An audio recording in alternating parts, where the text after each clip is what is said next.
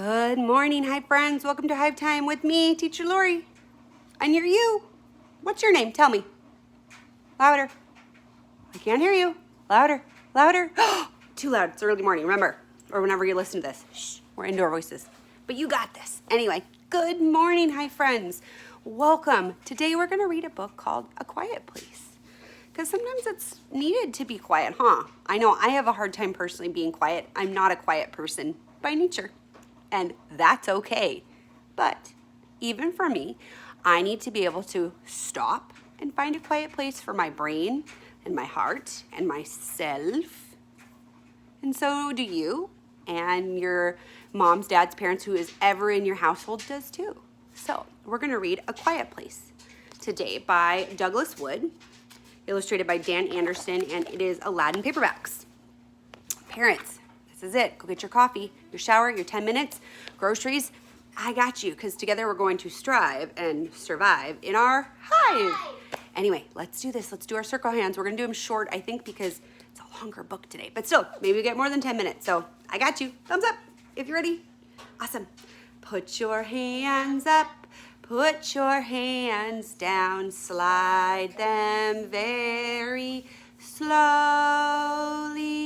Slide them very fast, super fast. Put your hands up, put your hands down, roll them very slowly.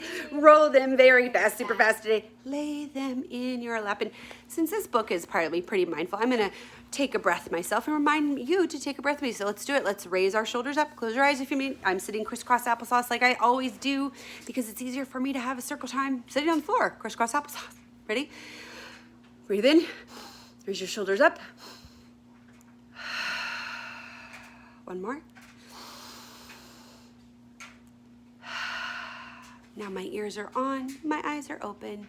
If you're listening, your mouth is closed and you're ready to take it all in. Okay, a quiet place. And this book has the most beautiful illustrations. A quiet place. Doesn't that place look like somewhere you'd want to visit? Sometimes a person needs a quiet place. Every person. A place where you can rest your ears from bells ringing, whistles shrieking, and grown-ups talking, and engines roaring, and horns blaring, and grown-ups talking, and radios playing, and grown-ups. Well, even grown-ups need a quiet place sometime. But it can be hard to find one. You have to know where to look. Even grown-ups need to find one place. You could look under a bush, a lilac bush in your own backyard. When you crawl underneath it, all the sounds of the world seem soft and fade away. And you can be a pirate finding buried treasure on a desert island. A bush could be your quiet place until someone calls you in to clean your room. Then you could look in the woods. You might find an old stump for a chair or a mossy log for a couch. In a green mansion of shadows and sunbeams, it's not really quiet, of course. Blue jays are screaming warnings and wind sings in the leaves, but it feels quiet. And you can be a timber wolf, the gray ghost of the forest. The woods could be your quiet place. But if the woods are too dark and deep, I like they said they could feel quiet. For me, when it snows, which doesn't happen very often here in Washington, or at least in the Snohomish, Seattle area, to me it feels quiet. You could look by the sea on a beach in the early morning fog. Your footprints are the first of the day. The waves are roaring and the gulls are crying, and it doesn't seem noisy. And you can be an explorer discovering a lost continent. The beach could be your quiet place, which to me that seems magical and marvelous and perfect. But if the beach is not your cup of tea, or Teacher Lori says not your cup of coffee, you could look in the desert where old man Saguaro Saguaro reaches for the sky and far-off thunderheads bloom like sky flowers over the mesas. A cactus wren drops by for a visit, while a horned toad blinks in the sun, and you can be the Pony Express rider galloping through the Old West. The desert could be your quiet place. But if the desert is a bit too dry, you could sit by a pond. A heron by the shore stands as still as a tree branch, and the water is so calm that it looks like a mirror. Then a frog plops from a lily pad, and your face begins to wiggle, and you could be the world's greatest fisherman, reeling in a monster catch. A pond could be your quiet place. But if the fish aren't biting, isn't this book's words magically written? It's almost like lyrics. They kind of just gracefully flow. It's really fun. You could look in a cavern where every footstep echoes and the slow drip, drip of water builds new rocks that hang like icicles or like sculptures, or stand like sculptures, where days and nights and weeks and years and are all the same. And you can be a cave dweller in the lair of a saber-toothed tiger. A cave could be your quiet place. But if a cave is too cold and damp,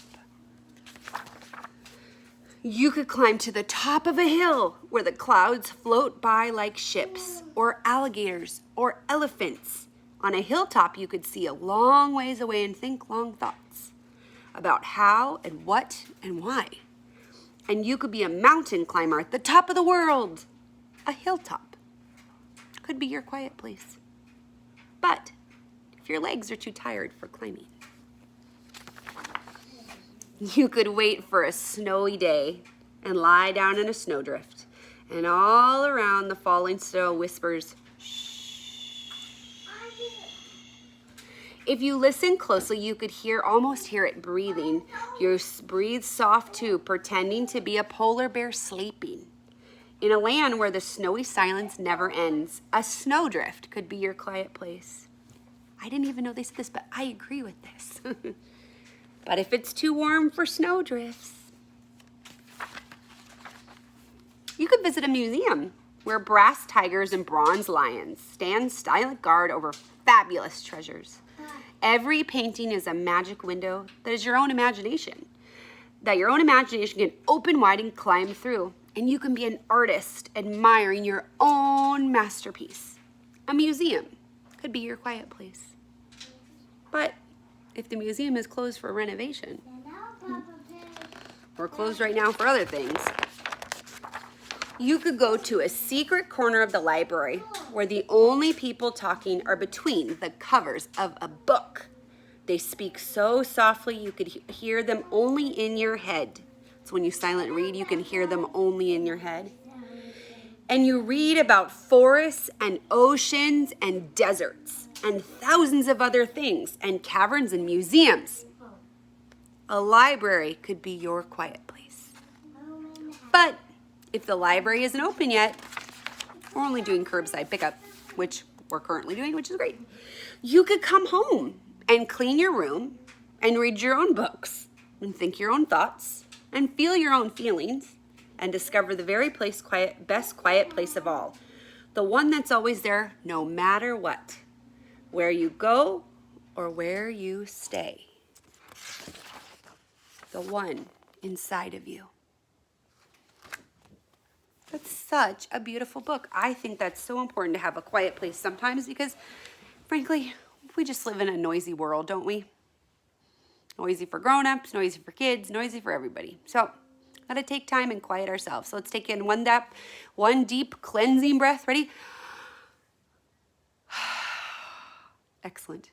Thank you for joining us today on Hive Time for this book. Please, boop, boop, subscribe down to the channel so you can hear the next stories coming up. And we gotta catch our what? Our quiet place? No, you're right. Our bees.